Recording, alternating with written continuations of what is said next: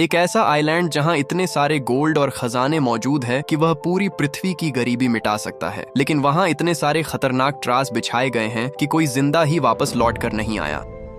इस एडवेंचरस कहानी की शुरुआत होती है इंडोनेशिया के एक आइलैंड को दिखाते हुए, जहां पर कुछ गैंगस्टर्स की टीम बहुत ही ज्यादा खुश लग रही थी। दरअसल उन्हें फॉरेस्ट के अंदर उन्हें सर्च के दौरान कुछ अनोखी चीजें मिली होती हैं। ये चीजें काफी ज्यादा एंशिएंट थीं, जिनकी ब्लैक मार्केट में बहुत ज्यादा रेट है। इसीलिए वह सब इतने ज्यादा हैप्पी थे कि उन्हें बेचकर वो पैसे कमा सकते हैं। अब इसी चीज का जश्न वो सब मना रहे थे। उन्हीं में से एक आदमी होता है जो साइड में टॉयलेट करने चला गया, लेकिन अब ट्रैवल करते हुए अचानक उसे जमीन पर एक मास्क मिलता है। वो मास्क लोहे का था और इस जमाने में इस तरीके के मास्क का यूज नहीं होता। वह आदमी इस बात पर काफी सोचने लगा कि यहाँ पर यह कैसे आया, और अब वह उसी जगह से थोड़ा आगे बढ़ गया एक्सप्लोर करने के लिए। तभी उसे पहाड़ के बीचों बीच एक छोटी सी सुरंग दिखाई दी। अब उस गैंगस्टर को एकदम से जिज्ञासा हो गई कि अंदर क्या हो सकता है, इसीलिए वह बिना अपने साथियों को इन्फॉर्म किए उस छोटी सी गुफा के अंदर चला गया। उसका मानना था कि यहाँ पर और भी ज्यादा एंशिएंट चीजें मौजूद हो सकती हैं और उन सारी चीजों को वह अकेले ही रखेगा। अब अंदर एंटर करते ही वह आदमी एकदम चौंक गया, क्योंकि भले ही यह गुफा बाहर से छोटी दिखाई देती है, लेकिन अंदर यह बहुत ही ज्यादा बड़ी है। वहाँ पर अलग अलग चैम्बर्स मौजूद थे, जैसे कि इसे किसी ने बनाया है। लेकिन अब इस आदमी को अंदाजा नहीं था कि वह किस गलत जगह पर आ चुका है। अचानक वो आदमी जैसे ही अपना कदम बढ़ाता है, तभी जमीन एकदम से धंसने लगी। लग रहा था कि ठीक उस जगह के नीचे भी एक चैम्बर मौजूद है। उस आदमी का पैर भी नीचे हो चुका था और वह चिल्लाते रह गया, लेकिन ऑब्वियस बात है उसकी मदद करने वाला कोई भी नहीं था। बेचारा उसके अंदर गिरकर सब कुछ एकदम ब्लैंक हो जाता है। वह अनजान सी चीज क्या है, ये थोड़ी देर में पता चल जाएगी। अब इसी तरीके से कई साल बीत जाते हैं और हमें उसी आइलैंड पर कुछ एक्सप्लोरर्स दिखाए गए। उन एक्सप्लोरर्स में तो सोल्जर्स भी शामिल थे। अब देखने से तो लगता है कि ये सब उस खजाने की तलाश में आए हैं जो इस आइलैंड पर सालों से कैद रखा गया है। लेकिन एक्चुअल रियलिटी ये थी कि उन लोगों को बिल्कुल अंदाजा नहीं कि इस आइलैंड पर क्या मिल सकता है। उनमें से बन नाम का एक बिजनेसमैन था जो बहुत अमीर होता है। वो यहाँ पर अपनी गर्लफ्रेंड के साथ सिर्फ इसलिए आया था ताकि वर्ल्ड वॉर 2 के दौरान जो जंग हुई थी, तो जापानीज आर्मी ने यहाँ पर कई सारे बंकर्स बनाए थे। अब ऑब्वियस बात है कि उसके अंदर कई सारी एंशिएंट चीजें हो सकती हैं, और बैन को शौक था कि पुरानी चीजों की कलेक्शन जमा करना।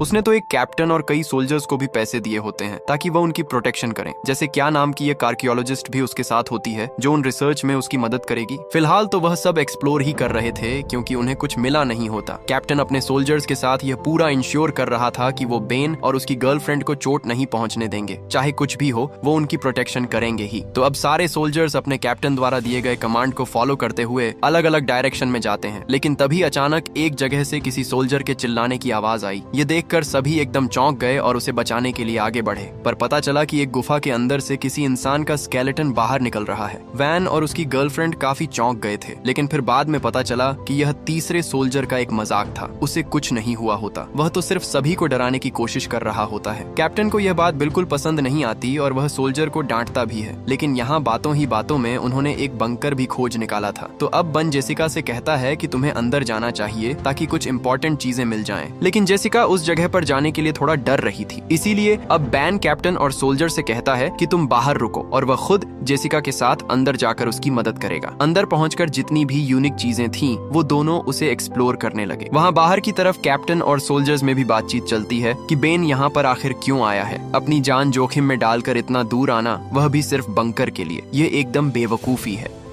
अब यहाँ बंकर के अंदर बेन और जेसिका को खोज करते दौरान 2 सोल्जर्स की डेड बॉडी मिली थी। वो पूरा स्केलेटन बन गए थे और बैजेस से देखकर साफ पता चल रहा था कि यह दोनों जापानीज सोल्जर्स थे। जेसिका सारी चीजें एक्सप्लोर करने के बाद इतना ही कहती है कि वह क्लोज पहुंच गए, लेकिन वह बेन को कुछ और बातें डिटेल में नहीं बताती और बाहर लेकर चली जाती है। उन्हें और थोड़ा आगे एक्सप्लोर करना होगा ताकि एक परफेक्ट स्पॉट मिले जहाँ पर वो अनजान चीज है जिसके लिए जेसिका यहाँ पर आई है। अब ट्रैवल करते हुए हमें वो आइलैंड का दृश्य दिखाया गया जो बहुत ही सुनसान था। वहाँ पर इतने सारे पेड़ पौधे थे जो किसी सोल्जर्स के छुपने के लिए बेस्ट होते हैं, और इसी वजह से वर्ल्ड वॉर 2 के टाइम पर जापानीज ने यह आइलैंड चुना। यहाँ से वह दुश्मनों के ऊपर नजर रखते और बड़ी आसानी से हमला कर देते। अब उनमें से सभी लोग ट्रैवल करते हुए एक बहुत ही पुरानी माइनिंग एरिया के पास पहुँचते हैं। वो माइनिंग एरिया कई साल पुरानी थी, जो पूरी तरीके से तहस नहस हो चुकी होती है। लेकिन अचानक उन्हें उसी माइनिंग एरिया के ठीक नीचे एक दरवाजा दिखाई दिया। ये दरवाजा कितना अंदर जाता है और अंदर क्या मौजूद है। ये सब एकदम से रहस्य था और कैप्टन तो सजेस्ट करते हैं कि शायद हमें अंदर नहीं जाना चाहिए, लेकिन बैन एकदम जिज्ञासु हो चुका था। उसे किसी भी हालत में अंदर जाकर देखना है कि वहाँ क्या चीज मौजूद है। अगर कोई एंशिएंट चीजें हैं तो वह उसे अपने पास रख लेगा।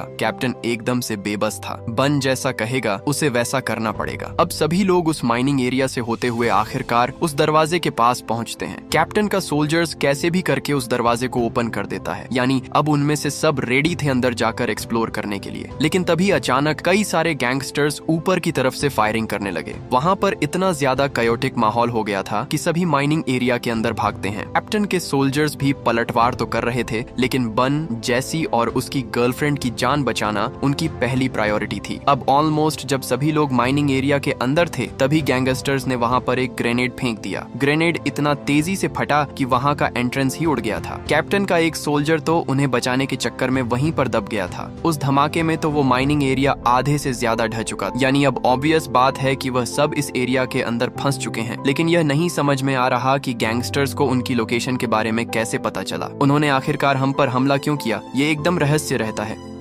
अब थोड़ी देर बाद सभी होश में आते हैं और देखते हैं कि उसके कितने लोग घायल हुए। कैप्टन का एक सोल्जर तो घायल होने के कारण मरने ही वाला होता है। इसीलिए अब सभी लोग ये पूछने लगते हैं कि यह हुआ कैसे। इस मोमेंट पर बहुत सोचने के बाद बैन आखिरकार एक सच्चाई सभी को बता ही देता है। उसने कहा कि कई साल पहले मेरे फादर भी इस आइलैंड पर आए थे और उनका मानना था कि यहाँ बड़े पैमाने पर गोल्ड और खजाने रखे गए हैं, लेकिन आज तक उसे कोई ढूंढ नहीं पाया। इसीलिए यह बात सिर्फ बैन और जेसिका को ही पता थी कि इस आइलैंड पर खजाना है, और यह भी एक रीजन था कि वह सब यहाँ पर आए हैं। बैन अंदाजा लगाता है कि शायद जिन गैंगस्टर्स ने उनके ऊपर हमला किया उन्हें भी इस राज के बारे में पता है और इसी वजह से उन सब की जान खतरे में पड़ गई। अब कैप्टन इस बात पर बहुत गुस्सा होता है क्योंकि यह चीजें बन ने पहले नहीं बताई और अब यह क्योटिक माहौल उसकी वजह से ही क्रिएट हुआ है। कैप्टन को बहुत बुरा लग रहा था कि उसका एक सोल्जर मारा गया और अब कैप्टन ने डिसाइड कर लिया है कि वह अपने लोगों को लेकर यहाँ से जाएगा, चाहे कुछ भी हो जाए वो बन का और साथ इसमें नहीं दे सकता। बन और जैसिका यह बात समझ तो चुके थे, लेकिन वापस जाने का रास्ता बंद हो चुका होता है। वहाँ बड़े बड़े पत्थर गिर चुके हैं, यानी कि उन्हें कोई और वे देखना होगा बाहर निकलने का। कैप्टन और बाकी सोल्जर्स सब आगे बढ़कर चारों तरफ देखने लगते हैं। अचानक उन्हें सामने एक रास्ता दिखाई दिया। अब नोटिस करने पर तो यह गुफा छोटी दिखाई देती है, लेकिन जैसे ही वह उस रास्ते की तरफ बढ़े जो नीचे की तरफ जा रहा था, तब जाकर पता चला कि यह तो सिर्फ इस गुफा की शुरुआत है। अंदर एक बहुत ही बड़ा बंकर बनाया गया था। आखिर वहाँ पर क्या क्या अनोखी चीजें हो सकती हैं, थोड़ी देर में पता चल जाएगा। कैप्टन और सोल्जर्स के पीछे सभी लोग एकदम डर कर आगे बढ़ रहे थे। अब उन सीढ़ियों से उतरने के बाद वह सब एक लकड़ी के पुल पर आ गए।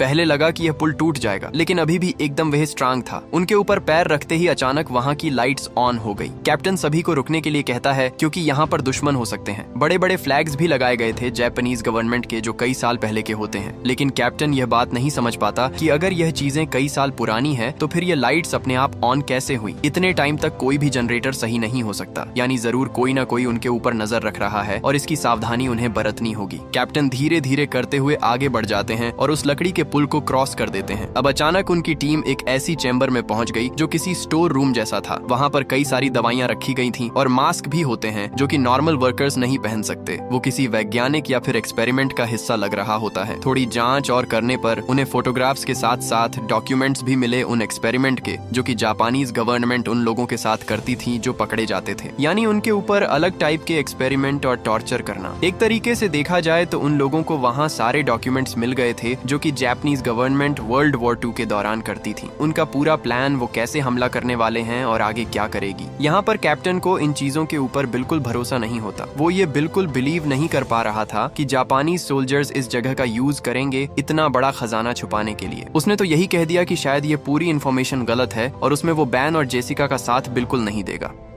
अब हमें एक और सोल्जर दिखाया गया जो अपने कैप्टन के कहे गए अनुसार वहाँ पर ध्यान रख रहा होता है। तभी अचानक वह सोल्जर्स महसूस कर पा रहा था कि उसके ठीक पीछे कोई तो खड़ा हुआ है। वह जो कोई भी था उसने मास्क पहना था और अजीब हरकतें करता है, पर जैसे ही उस सोल्जर ने पीछे मुड़कर देखा तब वह वहाँ से गायब हो गया। वो जो भी था, इससे इतना तो क्लियर हो गया है कि इस पूरे गुफा के अंदर वह सब अकेले नहीं है। अब यहाँ धीरे धीरे उन सोल्जर्स के बीच टेंशन बढ़ रही थी और काफी मनमुटाव होने लगा। सभी जानना चाहते थे कि आखिर ये कौन सी जगह है और जो खजाने की बात वह कर रहे हैं वह सच भी है कि नहीं। तब जाकर जेसिका बन की तरफ देखते हुए सारी सच्चाई बताने के लिए कहती है। हालांकि बेन अभी भी कुछ रिवील नहीं करना चाहता था, लेकिन जेसिका कैप्टन और सोल्जर्स से सब सच कहती है कि यह पूरी जगह कोई माइनिंग एरिया नहीं है। ये पहले हॉस्पिटल हुआ करता था जिस पर जापानीज गवर्नमेंट ने कब्जा कर लिया और फिर इस जगह को एक एक्सपेरिमेंटल लैब बना दी। यहाँ वो दुश्मनी सोल्जर्स को पकड़कर उनके ऊपर एक्सपेरिमेंट करते, ऐसे एक्सपेरिमेंट जिससे इंसान किसी दूसरे प्रजाति में कन्वर्ट हो जाए। वो इंसान तो रहेंगे लेकिन किसी दूसरे के कंट्रोल में। इस बात का प्रूफ तो उन सारे फोटोज और डॉक्यूमेंट से तो हो ही जाता है, पर बात रही गोल्ड की जिस पर कैप्टन भरोसा नहीं करते, उसका कोई भी प्रूफ नहीं होता। जेसिका भी कहती है कि हमारे पास कंप्लीट इंफॉर्मेशन नहीं है, लेकिन इतना क्लियर है कि वो खजाना यहीं पर है। अब खजाने और गोल्ड की बात करते हुए बाकी सोल्जर्स थोड़ा लालच में पड़ जाते हैं। उन्हें भी गोल्ड चाहिए था और अपनी लाइफ में उन्हें काफी पैसे चाहिए थे, इसीलिए कुछ सोल्जर्स तो उस खजाने के बारे में पूछते हैं और वह इंटरेस्टेड लगते हैं। कैप्टन इस बात से ऑब्वियसली अपने सोल्जर से नाराज था, लेकिन फिलहाल उनका एक सोल्जर बहुत घायल पड़ा हुआ होता है। उसकी देखरेख चल रही थी और पता नहीं वह कब तक जिंदा रहेगा। कैप्टन ने अपने सोल्जर से साफ कहा कि हम आगे जाकर बाहर निकलने का रास्ता ढूंढते हैं, न कि और ज्यादा अंदर जाना गोल्ड को ढूंढने के चक्कर में। कैप्टन अपने साथ एक सोल्जर ले लेता है और बाकियों को उसी स्टोर रूम के अंदर रुकने के लिए कहता है। ये इसलिए ताकि कोई खतरे में ना पड़े। लेकिन यहाँ बन को ये एक्सेप्टेड नहीं था, क्योंकि वो चाहता है कि पूरा खजाना वो सबसे पहले ढूंढे और उस खजाने और गोल्ड के ऊपर हक उसका हो। पर अब इन सारी चीजों के बीच जॉन नाम का वो सोल्जर जो घायल पड़ा हुआ था, उसके साथ कैप्टन और जेसिका रुकने का डिसाइड करते हैं और बाकी सोल्जर्स के साथ बन और उसकी गर्लफ्रेंड साथ चल पड़े थे, क्योंकि बेन का मेन मोटिव यहाँ से बाहर निकलना नहीं, सबसे पहले खजाना ढूंढना था। उसने तो इस मिशन के ऊपर इतने लाखों डॉलर अप्लाई किए हैं, तो उसका प्रॉफिट तो उसे होना ही चाहिए। वह सब सोल्जर्स की मदद से लगातार आगे बढ़ते चले गए।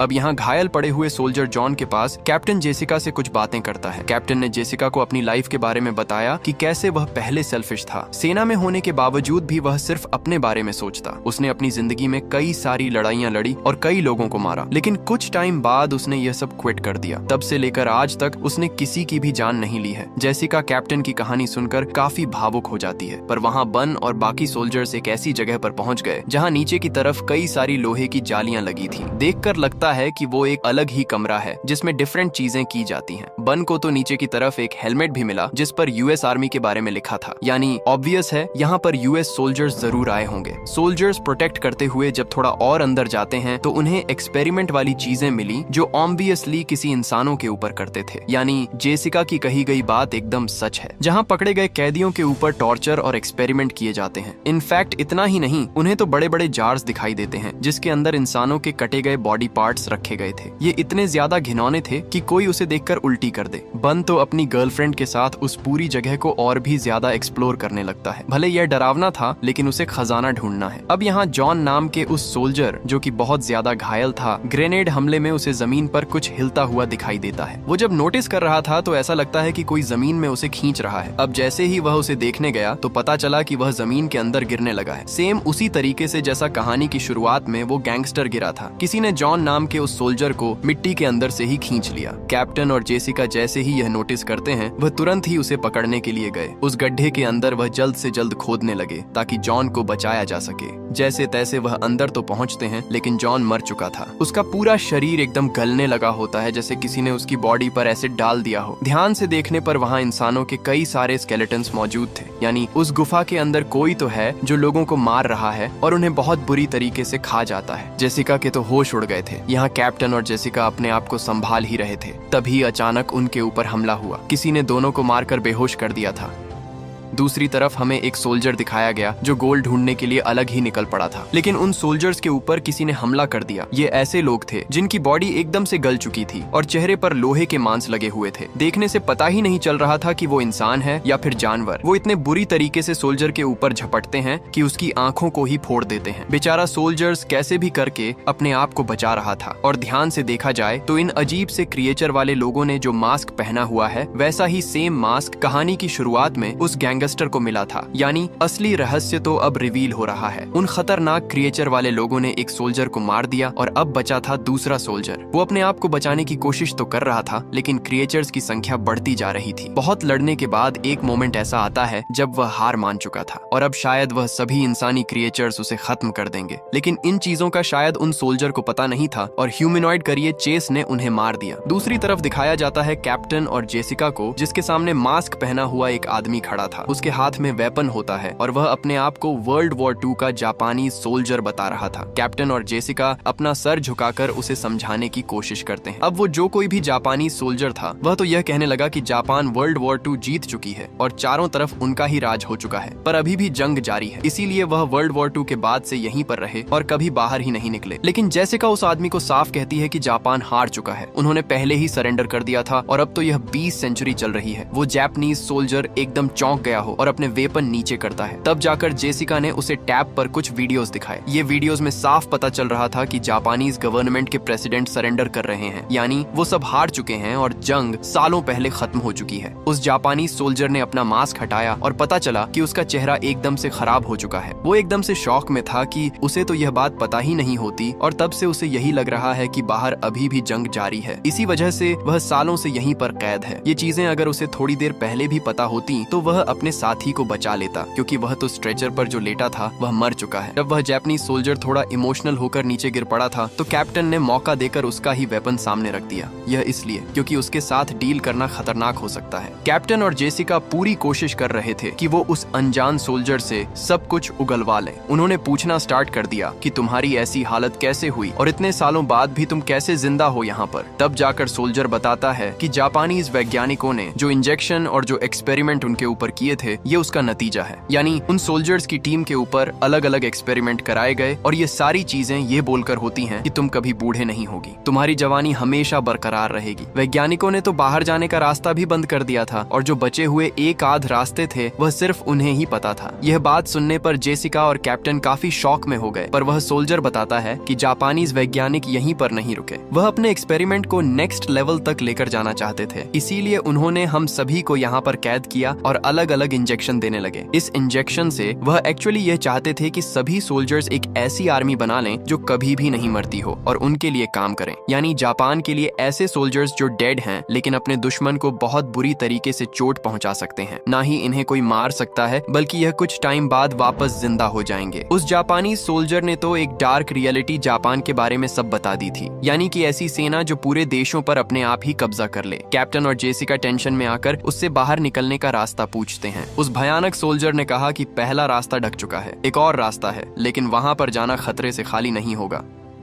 दूसरी तरफ हमें बैन और बाकी सोल्जर्स दिखाए जाते हैं जो ट्रैवल करते हुए एंट्रेंस के पास तो पहुंच गए, लेकिन पता चला कि पत्थर गिरने की वजह से वह रास्ता बंद हो चुका है। वो यहाँ से नहीं बाहर निकल सकते। इससे अब टेंशन फैलने लगी और काफी ज्यादा वह परेशान हो जाते हैं। वह फिगर आउट कर रहे थे कि और कौन सा रास्ता हो सकता है, लेकिन अचानक वही अजीब सा एक क्रिएचर बन के ऊपर हमला कर देता है। वो बन को मारना चाहता था, इनफैक्ट उसने बन को गिराकर घायल भी कर दिया, पर बाकी सोल्जर्स जिनके पास गन मौजूद थी वह सीधा शूट कर देते हैं क्रिएचर के ऊपर। बहुत सारी उसके सर में गोलियां मारने के बाद जाकर वह शांत हुआ है। वहाँ मौजूद सभी एकदम हैरान थे कि यह किस प्रजाति के लोग हैं। इनकी पूरी बॉडी एकदम से गल चुकी है और मानो कोई उन्हें कंट्रोल कर रहा है। सोल्जर्स जब ध्यान से उस क्रिएचर के सर को देखते हैं तो वहाँ कुछ सिंबल्स बनाए गए थे और लिखा गया था कि यह कौन सा सोल्जर है और कितने साल का है। जिस इंजेक्शन के बारे में जापानीज सोल्जर बात कर रहा था यह वही है, यानी वह वैज्ञानिक इसके भी एक लेवल अप गए थे ताकि वह इंसानों को जानवर में कन्वर्ट कर दें। बहुत सारी बातें करने के बाद आखिरकार जेसिका को वो रास्ता मिल जाता है, इसीलिए वह कैप्टन और उस जापानीज सोल्जर को साथ चलने के लिए कहती है। यहाँ बन अपनी गर्लफ्रेंड और दोनों सोल्जर के साथ जब आगे बढ़ रहा था तब वो एक और चैम्बर में आए। इस चैम्बर में साफ दिखाई पड़ रहा था कि एक अजीब सा क्रिएचर सामने बैठा हुआ है और उसके ऊपर और भी ज्यादा एक्सपेरिमेंट हुए हैं। तब जाकर बेन और उसकी गर्लफ्रेंड को समझा कि जिस खजाने की बात इस आइलैंड पर की जाती थी वो कोई सोना या फिर कीमती चीज नहीं बल्कि यही लिक्विड है जो वैज्ञानिकों ने बनाया था, और अगर इसे किसी इंसान की बॉडी में डाल दिया जाए तो उनका ट्रांजिशन ऐसे खतरनाक लोगों में हो जाएगा। बन काफी सोच में होता है, लेकिन उसकी गर्लफ्रेंड साफ कहने लगी कि हमें यह लिक्विड लेकर जाना चाहिए, अगर इसे ब्लैक मार्केट में बेचेंगे तो इसकी काफी कीमत मिलेगी। लेकिन वह यह नहीं सोच रहे थे कि इस लिक्विड से कितनी बड़ी आफत आ सकती है।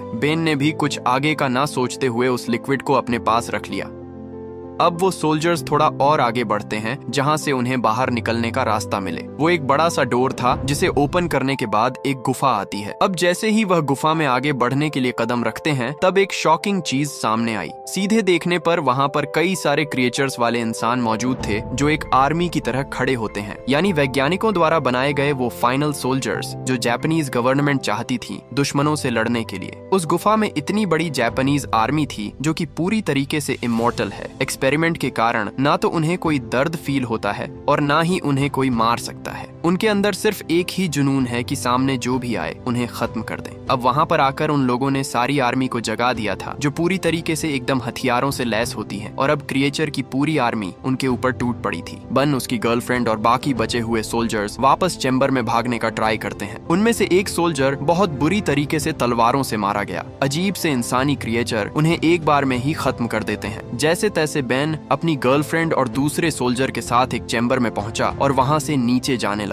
फिलहाल तो उन क्रिएचर से बचना बहुत जरूरी है, क्योंकि एक बार हाथ में आग गए तो वह छोड़ेंगे नहीं। ट्रैवल करते हुए वह उस स्केलेटन वाले हिस्से में पहुंची जहां सभी को काट कर खाया जाता था। वहां पर तो वह अपने उस सोल्जर की डेड बॉडी भी देखते हैं जो घायल पड़ा हुआ था। फिर भी कैसे भी हिम्मत करते हुए वो आगे बढ़ते चले गए। बैन, उसकी गर्लफ्रेंड और उस सोल्जर तो उस जगह पर भी पहुंच गए जहां उस संदेह सोल्जर्स को उन क्रिएचर ने मारा था। अब उन्हें कुछ समझता नहीं कि कहां जाए, इसीलिए वह सीधा कैप्टन और जेसिका के पास बढ़ने लगते हैं। पता चला कि उन इमोर्टल सोल्जर्स की आदमी पूरी जगह पर फैल चुकी है। वह ढूंढ रही है अपने शिकार को मारने के लिए। बन के ऊपर एक क्रिएचर ने हमला कर दिया था, जिससे वह घायल हो चुका होता है। अब यहाँ उसकी गर्लफ्रेंड बन के लिए काफी फिक्र करने लगी कि वह शायद मर जाएगा, इसीलिए पता नहीं वो क्या सोच रही थी, और उसने तुरंत ही वह इंजेक्शन निकाला और बन के बॉडी में वही घुसा दिया। उसे लग रहा था कि इस इंजेक्शन की वजह से बन जिंदा रहेगा। अब वो सारे इमोर्टल सोल्जर्स उस जगह पर भी पहुंच जाते हैं जहां पर कैप्टन और जेसिका थे। कैप्टन जेसिका तो वहां से भाग जाते हैं अपनी जान बचाकर, लेकिन वो जापानीज सोल्जर जो ऑलरेडी इन्फेक्टेड था वो सरेंडर कर देता है। सारे इमोर्टल सोल्जर्स इतने ज्यादा बेरहम थे कि वो काफी बुरी तरीके से मौत देते। सभी आगे तो चल रहे थे, लेकिन बन की गर्लफ्रेंड उन्हें धोखा दे देती है। वो सिर्फ बन के बारे में सोच रही थी और उसे लेकर एक केव के अंदर जाकर छुप गई। पर यहाँ बन के अंदर जो लिक्विड गया था उससे वह कन्वर्ट होने लगा उन्हीं इमोर्टल लोगों में। उसकी हालत इतनी खराब हो जाती है कि कुछ ही देर में वो आउट ऑफ कंट्रोल हो गया और अपनी गर्लफ्रेंड को जान से मार दिया। यानी यह लिक्विड सच में काम करता है। कैप्टन और बचे हुए एक सोल्जर को भी वह पकड़ लेते हैं और एक एक करके मारने लग जाते हैं। कैप्टन मर चुका था और उसके साथ बचा हुआ एक सोल्जर भी लड़ने की कोशिश करता है, पर देखने से लग रहा था कि उन सोल्जर्स के पास भी हाई आईक्यू वाला दिमाग है। वो अच्छी तरीके से न ही उसे रोक रहे थे, बल्कि उसे एक साथ खत्म भी कर देते हैं। यानी अब ऑलमोस्ट सभी मर चुके हैं सिवाय जेसिका के। जेसिका वहाँ से बाहर निकलने का रास्ता ढूंढ लेती है और पानी के रास्ते ऊपर आ जाती है, पर उसके साथ पानी के अंदर से कोई और भी आया था। बाहर वही इमोर्टल सोल्जर निकलता है जिसने की जेसिका को पकड़ा और जान से मार दिया। धीरे धीरे करके उन पूरी इमोर्टल सोल्जर की आर्मी बाहर आ जाती है और अब वो बढ़ चले थे आगे की तरफ जहां वो सभी को मारेंगे। यानी इससे ये बात तो कंफर्म है कि अब शायद एक नई जंग शुरू होने वाली है। ऐसी जंग जहां पर इमोर्टल सोल्जर्स जिन पर एक्सपेरिमेंट करके बनाया गया है वो लोगों को चुंच कर मारेंगे। हमारी भी कहानी इसी खतरनाक एंडिंग के साथ यहीं खत्म हो जाती है।